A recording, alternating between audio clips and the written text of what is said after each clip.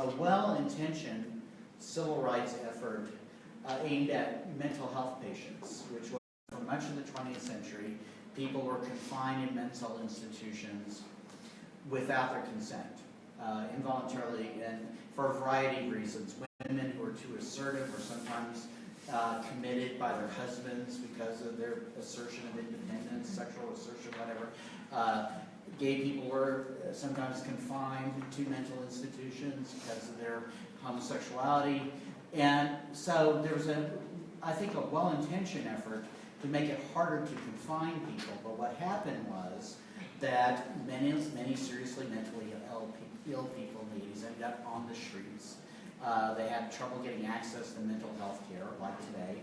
And so Fort Worth, when I was covering the city, I would go through a gauntlet, going to the downtown police headquarters of homeless people, desperate people, sometimes mentally ill people. And I would literally have to walk over sleeping bodies. The first floor of the Fort Worth downtown police Fort Worth headquarters was basically a de facto homeless shelter. And so this we had in that year, as I recall, Fort Worth actually per capita hit #1 in terms of homicides. Per capita. It's a small city, but there were more than 220 something murders. There was a serial killer loose. It was a very desperate landscape. And then on top of all that, the oil economy had taken a hit, and so there was an oil recession in Texas. All these factors made for a tough place. And so I was covering police. And these experiences what led me to write this book eventually, and really, I guess, raise my consciousness. And well, yeah, because I grew up white. English is my primary language. I'm straight. I was part of Catholic culture, which made me part of the majority Christian culture. I was privileged on every level. You live wrapped in privilege, and it's easy to be unconscious of things. And all I knew is that when I was a kid, the great civil rights movements had taken place, and legislation had been passed. So my assumption was things fundamentally were better, although I was aware of racism as a factor. As a police reporter, a white police reporter, I became very conscious very soon, because this is post-Watergate. I was used to thinking journalists as good guys. But when I would cover communities of color in Fort Worth, I became very aware very quickly that I was a colonial presence, and that we were there when something went wrong. And I was actually told that by people in the community. Said, why aren't you ever here when this happens or that happens? And I began to say, well, wait a minute, I'm a white little guy, I'm on your side. And I got very defensive. And it's hard for me to wrap my mind around that I could be part of a force of oppression. And I just remember figuring out something as I was covering crime, that I remember this one particular case where there was this, it was in August, and this Fort Worth school teacher was preparing for the school year, and this was one of the first big stories I covered. And she was teaching class in a temporary classroom. It was a 6th grade class, and it was sweltering hot like August in Texas is. And she's decorating her classroom. Windows are open, doors are open, and someone goes into the classroom and stabs her to death. Now, this is before Columbine and before some of the mass shootings and Sandy Hook. The level of shock, I guess the bar was higher then, in terms of what we got shocked by, right? And so people were really astonished, and this obviously is going to get major coverage. A teacher stabbed to death in her classroom. So the suspect who's going to be arrested is going to be a juvenile. And we had a rule at the Fort Worth Star-Telegram that juveniles, their names would not be revealed, because for a lot of reasons, they can redeem themselves. Children aren't held accountable to the same degree adults are. in this case, we named the 13-year-old who got arrested for the crime. And so the dimension I didn't mention is the teacher was white and the 13-year-old was black. And that became, and we violated a long-standing rule. We did it repeatedly, name printed over and over and over again. And the rationale was it was such a sensational case. Now, the case fell apart against the kid. And there were a lot of reasons. The woman was notably taller than the child. And there were stab wounds in the neck and in the shoulders. And, he would have had to be standing on a chair or jumping while he was doing. And so, just the actual mechanics of him killing her wouldn't have worked. There was other exculpatory evidence. So a grand jury, and grand juries, prosecutors always get indictments. You've heard the cliche about, you can prosecute a ham sandwich and get an indictment, DA can. Grand jury's always going to go with what the DA wants. They no-billed the suspect, meaning the suspect was not indicted, the kid was released, and because of the lack of convincing evidence. But that child was already smeared as a teacher killer. And that's going to follow that child for the rest of his life. And, that was really striking to me.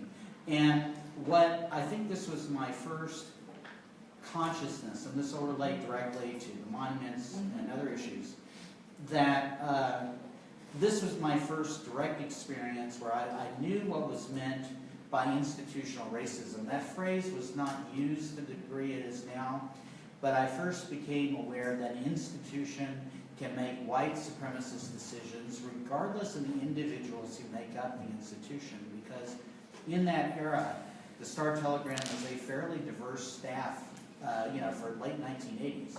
We had African-American editor, we had Latinas in the editorial, women and men were both well represented. And so that was kind of odd to be part of that institution. Then, the other story that really struck me was, and really made me aware of journalism as a factor in promoting white supremacy, was we had a second homicide.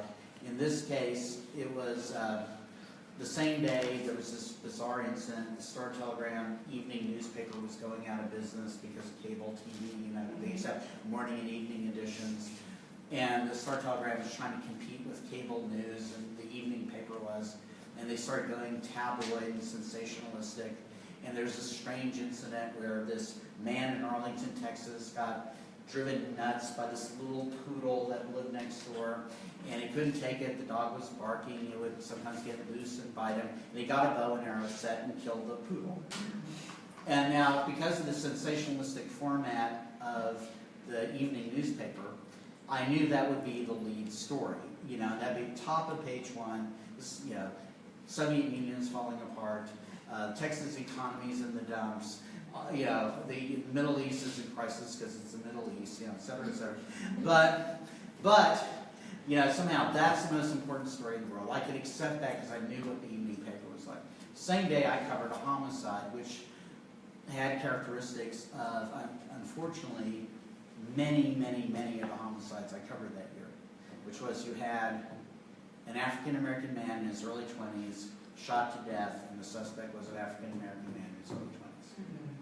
So, I got lots of stories on page one, so this wasn't a surprise to me because of this. So I didn't expect to be on the front page, but usually homicide stories would end up in the front page of the Metro section. And I remember coming to work that day, seeing the kind of bizarre front page, and then going to the Metro section, and the story of this tragic incident where two black lives are destroyed simultaneously. You have, it's not on the front page of the Metro section, it's not on page 2, not on page 3, not on page 4. It was on page 5, and the story was about the size of a baseball box score. And this is long before the phrase Black Lives Matter had been coined. But on some level, I was very aware of the fact that to the Star-Telegram and maybe to the police and to the city of Fort Worth and to white people like me that black lives didn't matter, and that you weigh the life of the poodle in a white neighborhood in Arlington versus the young man who died. And I remember thinking, I don't know, it seems that in a moment like that, the family is going to be really caught up in the loss, funeral arrangements, telling relatives that someone they love is gone. They're probably not going to care what the Star Telegram did, but I became really burdened with that. That we really are promoting, we're making judgments and evaluations as to who's worth noticing when, what deaths are tragic, what lives are valued. And this happened to be at the same time John Wiley Price had become the first African-American county commissioner in Dallas. And John Wiley Price was notable because I think Jim Schutz is correct in describing the political leadership of Dallas. I have some dispute with, I think he discounts some activism below the elected office level. But he is right that the history in Dallas has been to have an accommodating black political leadership class, and John Wiley Price was significantly different. And one of the things I remember from that era, late 80s, early 90s, was that white Dallas and the whole Fort Worth area, white community, was terrified of him. That I remember hearing literally people say, there's going to be a race war. And I remember them, it's really striking. One of the protests he did was he would go to African-American neighborhoods where they had liquor billboards, and he'd whitewash them. Now, I don't know if you ever saw the movie Boys in the Hood. Do you remember the speech where the person says, why do they put the why do they put the liquor stores here? And John Wiley Price is doing that years before that film comes out. And this is very provocative because it's striking at capitalism. It's striking at colonization. I've used the phrase domestic colonization before to refer to South Dallas here. And this is clearly a case of that. And it struck me that the white people I've been surrounded, because I grew up in Garland. I grew up in a town where one of the high schools had a team called the Colonels, and they flew a Confederate battle flag. And I was in North Garland. We played them, and they played Dixie when they played. And I've grown up my whole life hearing the N-word, and hearing even African Americans who achieved, because the excuse was, well, they're not achieving. But even African Americans who were top, they're tiny, the school was essentially still segregated. It's like 1 or 2% of the population of my high school was black. They would be demeaned as Oreos for being successful by white students.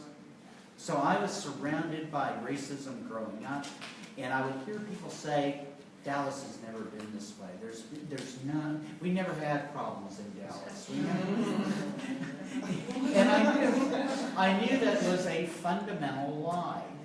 But the thing that struck me is the white people I was surrounded by, I think, believed it on some level.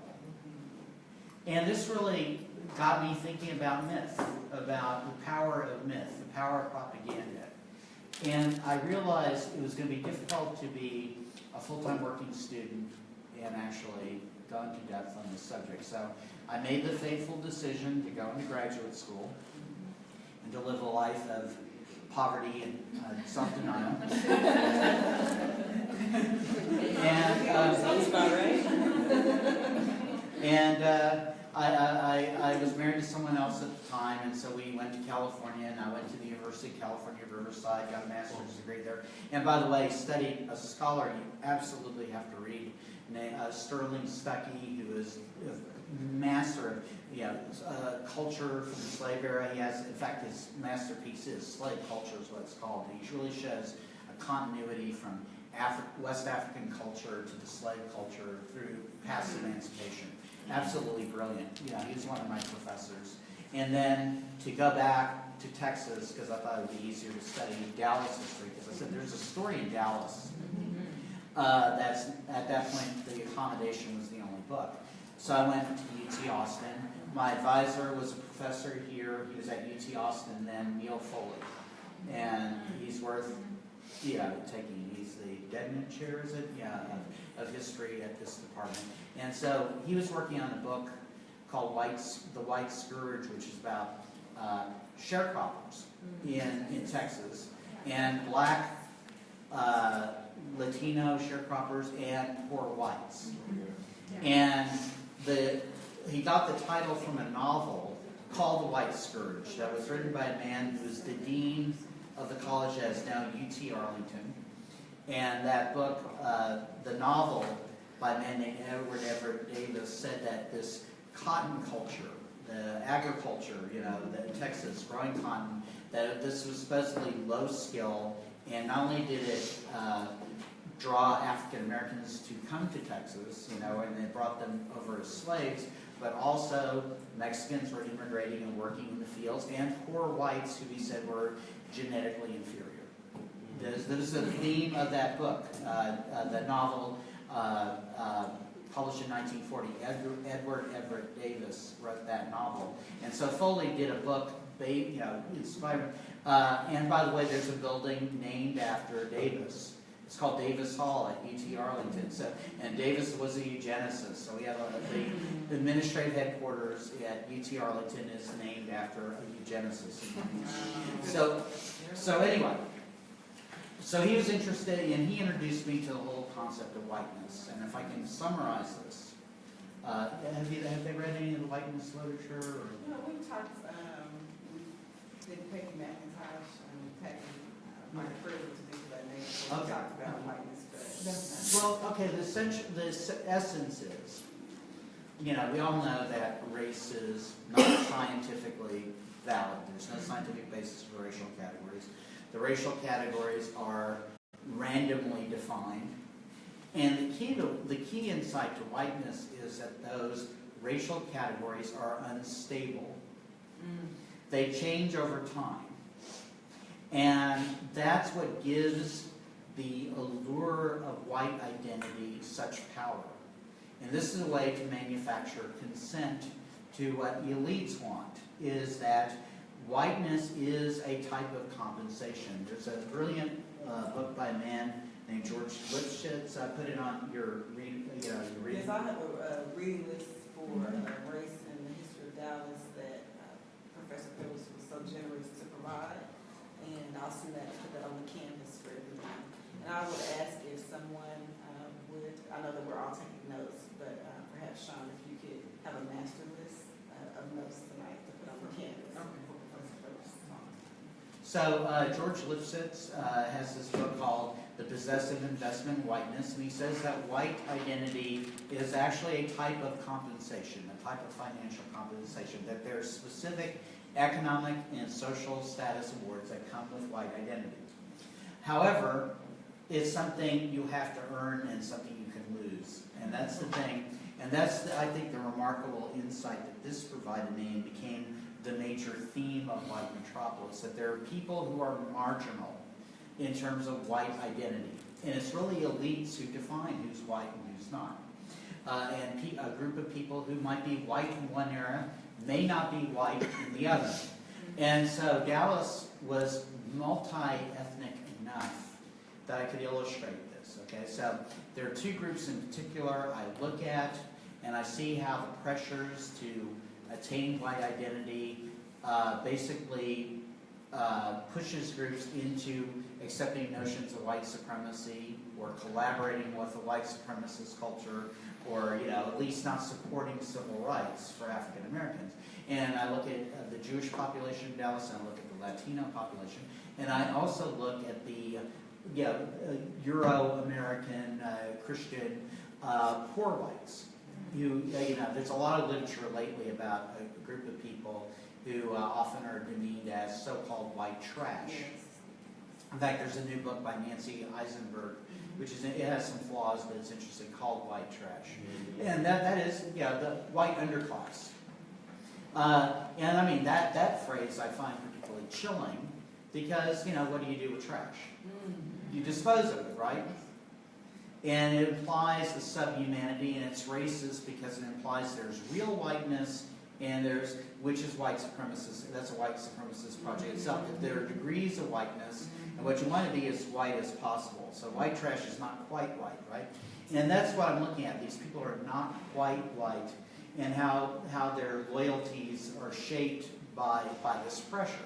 And so it's like, for instance, I looked at Jews, and one of the interesting things in writing this book is, Schutz was the only author who looked at race relations, and I did have some issues with him. I think that there were moments of resistance.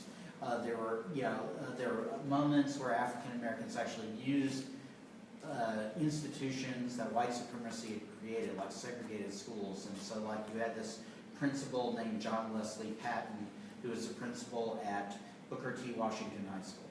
And he's teaching in a Jim Crow education system. And so I found a curriculum he had for African American history that he designed for his students. I had gone ahead and read the textbooks that white students were reading in the Dallas School District. I read 100 years worth because I was a masochist.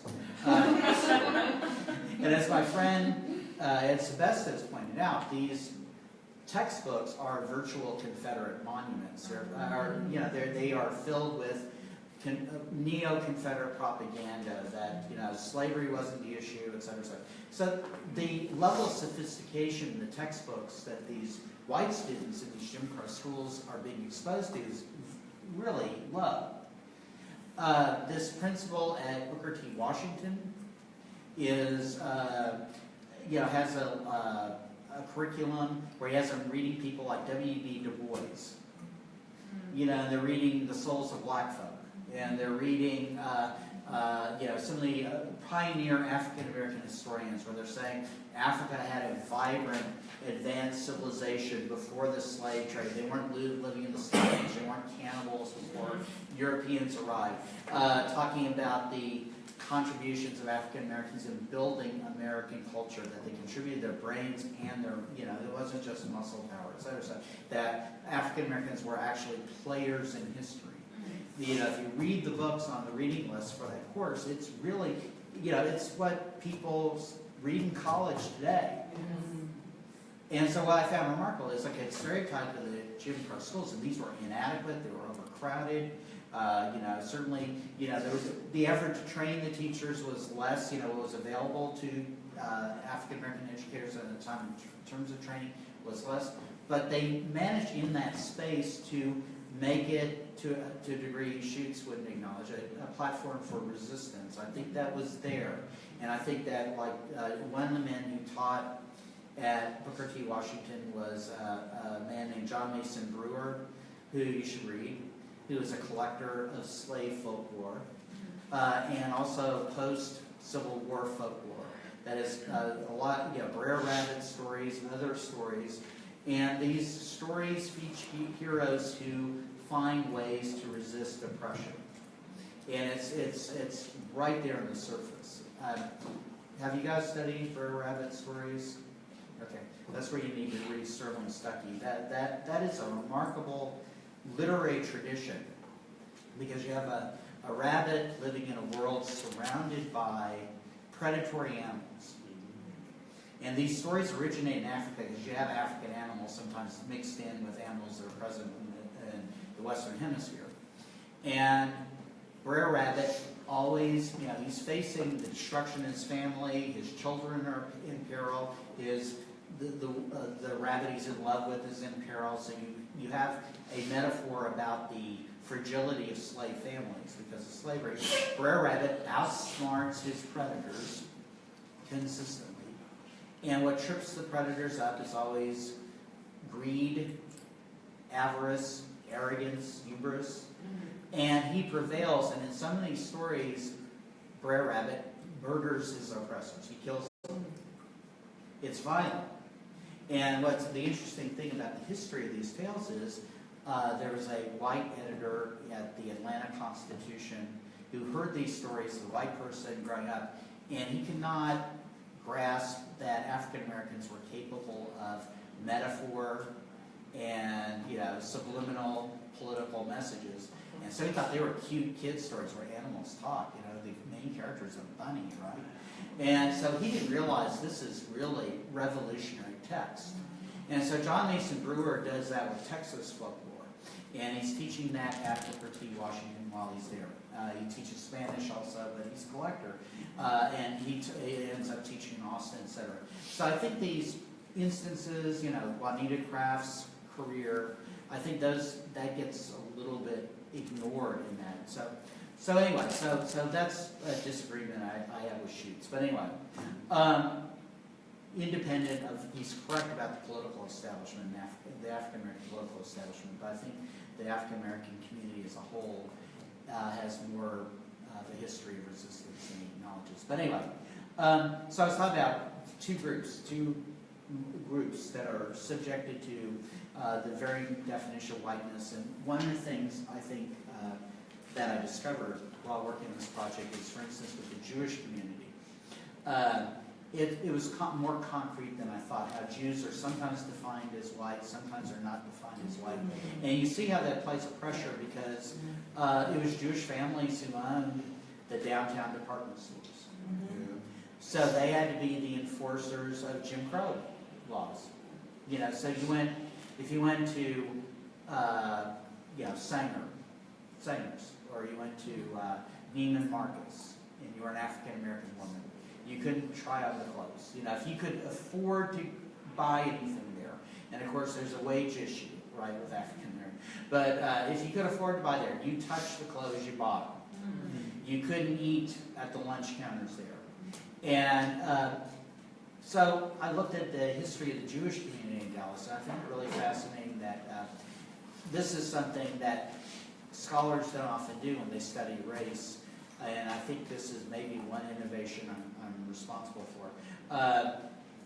Considering religion as a factor in racial ideology, to the degree I did, how religion shaped white identity. I don't think anyone had done this. So looking at Jews, Dallas is a center of prophetic interpretations of the Bible. I don't know if you know that. Okay, so have you ever heard of these Left Behind books? Okay, so the world's about to end. There's going to be a literal Antichrist. You're going to have a final battle of Armageddon, a battle between good and evil, and this is coming in the near future. And the end is almost always near, but it never quite happens. The world consistently fails to end, and it will until the sun's a red giant. But anyway, so a lot of that became popularized in Dallas. Dallas is the Athens of the apocalypse. It is the whole Armageddon industry, preaching about the end of the world.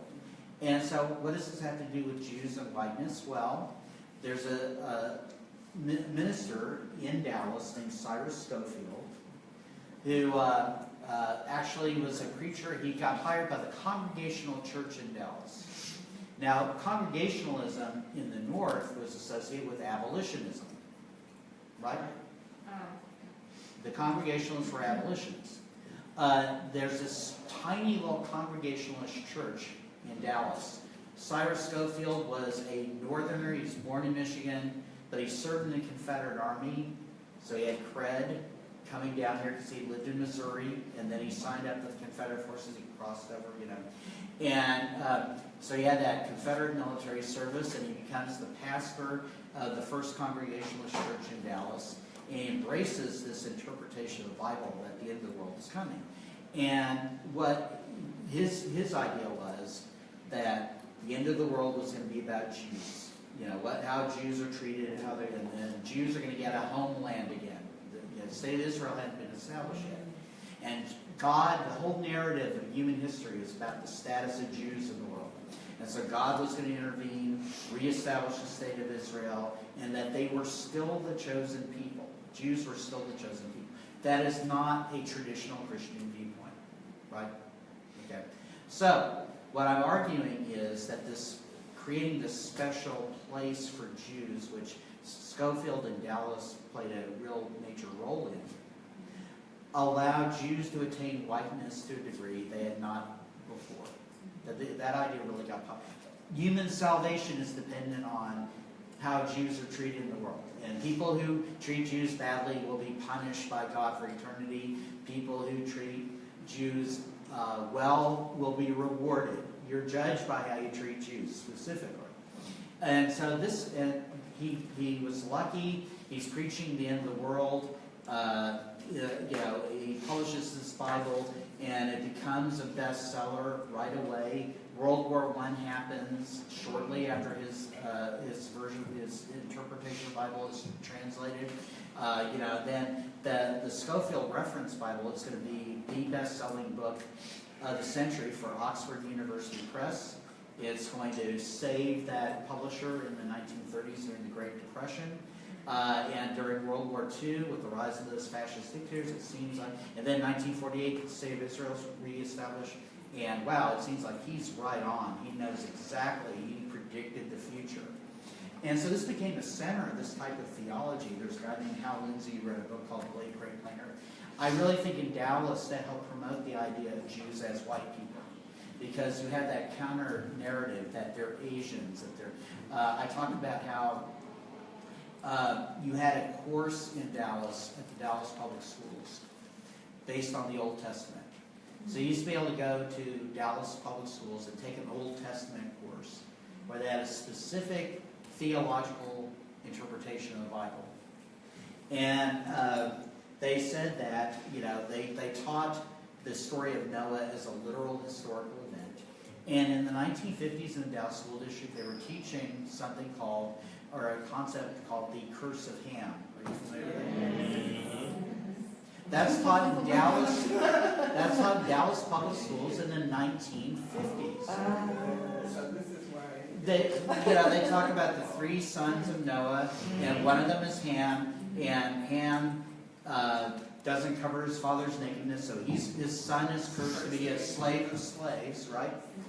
And that's in there. But another part of that story that people don't know is they teach that the Jews are descended from one of Noah's sons named Shem, and that's also where the Japanese and the Chinese and the Indians, and so they're Asians. They're not white. They're Asians. They're related. Now think about the context for that. So you have the Schofield narrative interpretation of Jews as the central characters in history. Then you have this other narrative where Jews are, this is after World War II, Japanese camps, internment camps, war against the Japanese, we dropped 2 atom bombs. You have the Korean War, 1950, 1953 happening while this course is being taught in Dallas. You're going to have the Vietnam War. Asians are not good guys. So you have these two competing things at this university. At this university, by the way. Be careful. SMU. There you go. There's an English professor named John Beatty. He's the chair of the English department. And he writes this absolutely bonkers book that says the Jews of today are not the Jews of the Bible, that they're actually from Central Asia, the Jews who we call Jews today, that they're frauds, they're not really the descendants of Abraham, and that they're Asians, and that they are responsible for all the ills of the world. This is a book published in 1951, and an SMU English professor is teaching that the Holocaust never happened. And this is a book that went through several printings.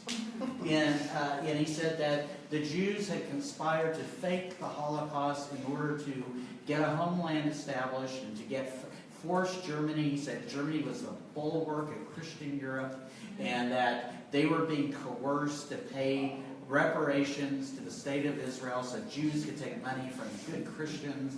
And they're taking over the country. He said Jews are taking over. They took over the Democratic Party. The New Deal was filled with Jews. And so he was here for, he was tenured, and he actually didn't get told until the president of SMU in the early 1960s finally told him to decide whether he wanted to be a professor or a politician. And he finally stopped this public anti-Semitism. And this is the earliest Holocaust denial book I see published in the United States. I mean, it's remarkable how quickly after, the camps were liberated. So in Dallas history, you have this tension where Jews are sometimes held up as special, almost like mascots of the Bible, or sometimes they're held up as villainous characters. And Jews lose whiteness when it's convenient. So, for instance, there's a labor organizer. There's a strike at the Ford plant in Dallas, Texas.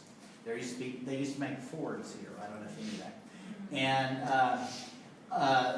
the union, or no, it's not the Ford plant. There is a Ford strike, but there's also a strike of garment workers. Okay, a strike of garment workers. And there's a union called the International Ladies Garment Workers Union. They're going on strike for better wages, better working conditions. And that union sends a labor organizer from New York named Meyer Pearlstein. And he's going to organize them. Dallas Morning News has a big headline that says, "Russian-born Jew comes to Dallas." He was born in Russia he moved as a young child. But they're going to emphasize he's Russian, which means he's a communist, right? That's what they're implying. And they put the word Jew in the headline. They want to make sure you know it's a Jew who's coming here to organize, agitate workers. So, Jews can lose whiteness, they can gain whiteness, and of course the same thing is true with Latinos.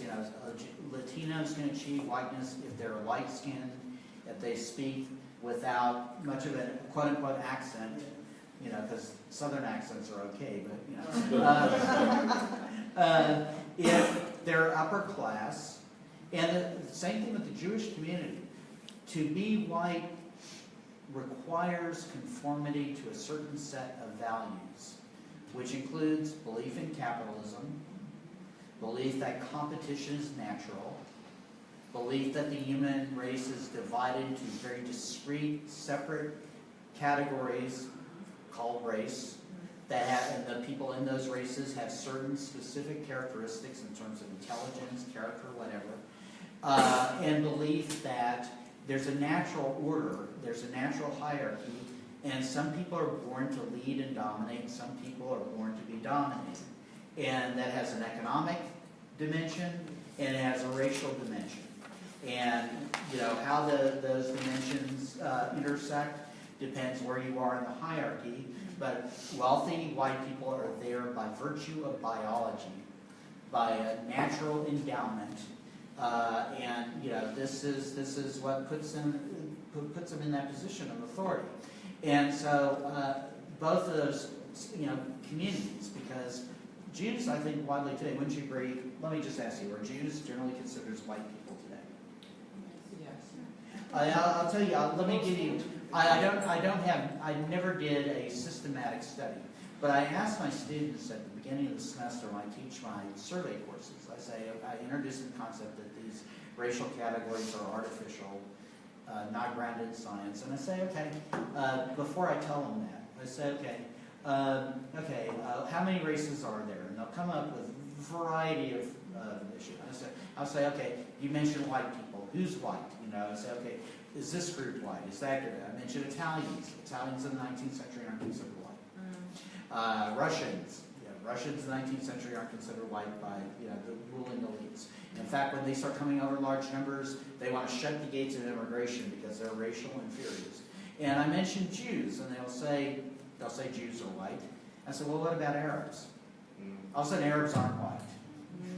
Okay, where do Jews come from? What is the but there's already to them a very clear distinction. Arabs are brown people, and Ashkenazi Jews, who are paler, maybe if they're Ashkenazi, but not Sephardic Jews. Sephardic Jews in the Middle East, Northern Africa, they're dark. But Jews are as a group white, even though Arabs aren't. And so this really illustrates the fluidity of these categories, and I think that specifically is what gives them power. If you were in fixed categories and you had fixed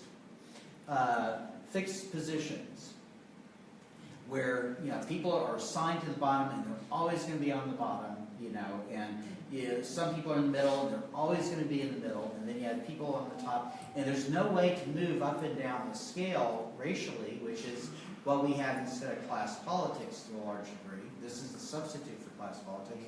Then there's no incentive to sustain the status quo. You're encouraging a level of resistance. However, if a group, by collaborating with the Anglo elites in Texas, can gain in status, then they have an incentive, even though the material rewards are sometimes wanting, or they're not commensurate with what white people are supposed to get. At least you can see some advantages, some material advantages, and even a potential for gain. And so you have an investment in a status quo that largely robs you. And that's how I think the alchemy of race works. That phrase, alchemy of race, is from a man named Matthew Fry Jacobson, who wrote Whiteness of Another Color. And that's a really powerful book, too. But anyway, so that's essentially what drives my narrative. And I try to make Dallas, I debate sometimes. Is Dallas unique, or is it an illustration of a larger phenomenon? I think that Dallas elites are clever to a degree that elites in other southern places like Birmingham aren't. Dallas, I mentioned in White Metropolis that Dallas doesn't have a figure like Bull Connor, who's a cartoon. Mm-hmm. And Texas has certainly produced George Wallace's, but nothing quite as outrageous as George Wallace in quite some time. The modern era, not anything quite that explicit. The city of Dallas generally avoided that kind of extravagant, on the surface, unsophisticated, kind of heavy-handed oppression. And in a lot of ways, I think that makes Dallas worse. It's slipperier. It's harder to nail down what you're fighting. And there's enough ability, Dallas is clever enough to retreat strategically in order to assert power elsewhere. And, all you have to do is go to a Dallas school board meeting to see the divide and conquer politics are played very cleverly. And so the Dallas power structure, even though it's had crises, you used to have this institution called the Dallas Citizens Council, where they would determine who's going to be mayor without a single debate, a single speech. They just handpicked the mayor, the next mayor, and all the decisions were made outside of public meetings, and the investment decisions, where to develop, what to tear down. Tear down State Thomas, a black neighborhood, it would be done behind closed doors. That hit a crisis in the 60s, particularly when the Dallas political leadership was discredited because they bragged about being completely in charge, and then Kennedy got killed here. So if you take credit for everything, then you get blamed for something, and the black activism began to have some effect, and you begin to have then the federal pressure from the federal government. It had effect. The Voting Rights Act had an effect.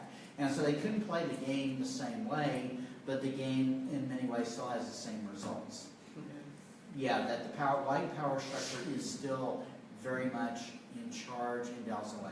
I have to say the Confederate monuments issue gives me some hope. I don't know what Mr. Gray and Mr. Sebesta does. I disagree. What's that? No, I think I don't know what's speaking for them. Yeah. But they did it because it was good for business. Yeah, I think that's true. You and I would never get that letter published in a million years unless, yeah. oh dear.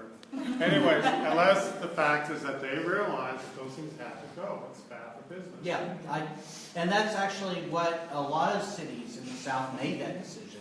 When you had TV scenes of people being knocked down by fire hoses. Water. It's bad for investment. It's bad for downtown merchants who are getting boycotted. At Easter time by black protesters. That's bad for business. So a lot of times the businessmen work behind the scenes just for their bottom line. Yes. Well, when 50, 60, 70% of the towns don't have their major downtown Confederate monument, so you're locating a factory, you're coming in there, and you're going to take use of that monument, so that's not going to do. I had to recruit elite talent, and elite talent's going to drive through, they're going to see that Confederate monument, and one of the spouses will say, I don't think this is a good place for our kids here. Yeah. And they're going to go to the other town. It'll be a turnoff for Amazon, which used to sell Confederate merchandise, right? Didn't they drop that? Battle flags, I think. The battle flags, yes, but it's a great place for you to buy some Confederate literature. Oh yeah. If they quit, I'm in trouble actually. Yeah. But it's some that may be just because they're not conscious of it. And Yeah, I would say the system is fraying at the edges, Mhm. and it's not as bad as it was, let's say, 5 years ago and 10 years. I've been here since '87, but it may be just a temporary thing. I don't know. It's hard to say. Then I have to ask myself, and all other cities, police tend to run things also. Right. Dallas is just, as you said, a little bit more clever at it. Yeah, I think that's it. It's a matter of style that they've been able to maintain in a way, and I think they haven't given up any grip on power. I mean, I don't think that's happened. It's just simply that it's not at the, you know, like Birmingham was much more ham-fisted and clumsy in how they do. Yes. Yeah, I was going to ask, how much do you think that Dallas's growth is being, has, an effect on all this like racial tension and whatever? You mentioned Amazon, they're bidding to come. Dallas has a bid for them to come build their new headquarters here, and there's Californians moving over here. Dallas is growing like crazy. Did you? Two things I would say. I tried to recruit an engineer one time, and he would not point. He's an interracial marriage. Point blank would not come out here. But the highest moral value of Dallas, Texas, is real estate development, and I think that's the beginning and end of everything. But did you notice where they're talking about putting it? No, I didn't know. Well, it's going to be probably one possibility is North Dallas or Collin County. Yeah, so so there's no discussion of South Dallas. So the economic realities are the same, and what that means is, of course, because of the gigantic tax breaks. Because let's face it, Amazon is a terrible corporation. It's robber baron redux. These people, they might as well be Andrew Carnegie or John D. Rockefeller, and how they treat their employees, and they really do exploit ruthlessly. And then they demand. We didn't know that. I'm sorry. Workman's comp. The dangers of the workplace. They have people die at Amazon. Fulfillment centers, whatever. But anyway, Amazon gets these gigantic tax breaks to subsidize these low-wage jobs. And so if you ask, for instance, if it's built in North Dallas, or, one discussion is build it where the Valley View Mall used to be, which is now an empty building, right? With the tax break, you have a couple of things. One might be a cut in city services or a shortage, funds are taken away from vital services, like, for instance, animal control in South Dallas. We had an African-American woman who was a vet who was mentally ill, torn apart by dogs, who we called not too long ago. Some basic services. So you will have South Dallas subsidize North Dallas development. And I've talked about this.